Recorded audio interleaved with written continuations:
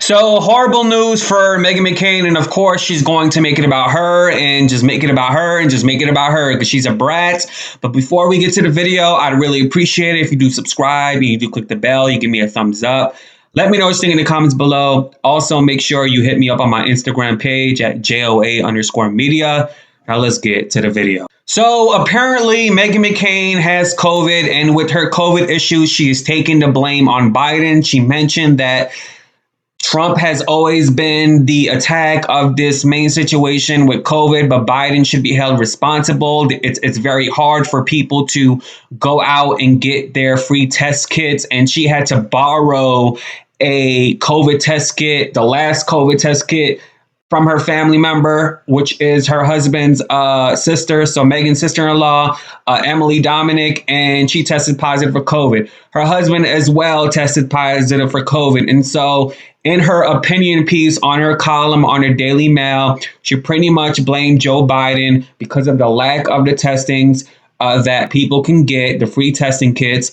And she basically also said that she didn't vote for Trump, but Biden needs to do better. And it's just the country is not going to be over with COVID because she had COVID. So she is saying just because she experienced COVID, she feels like now she has postpartum depression and anxiety, and that the country is not going to be over with COVID because she has COVID. Okay.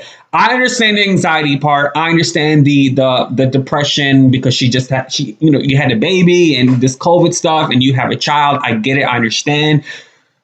But girl, who don't have COVID or who didn't have COVID? You're not the only one that had COVID. In her opinion piece, she mentioned that her and her husband are both fully vaccinated, and I'm just going to read parts of what she said. She says, "I didn't vote for the man or Trump, but I had higher hopes for a better preparedness for the country and the fight to at least mitigate COVID more than a year into the Biden administration." Okay. She also said the country needs an intense and immediate shift away from whatever depression this administration is continuing to let the country experience. She also mentioned that Joe Biden is basically the worst president since Jimmy Carter, and that she basically is not a fan after the man personally comforted her on television on The View with her father. Biden was really great friends with her father. And so this girl obviously doesn't have a heart.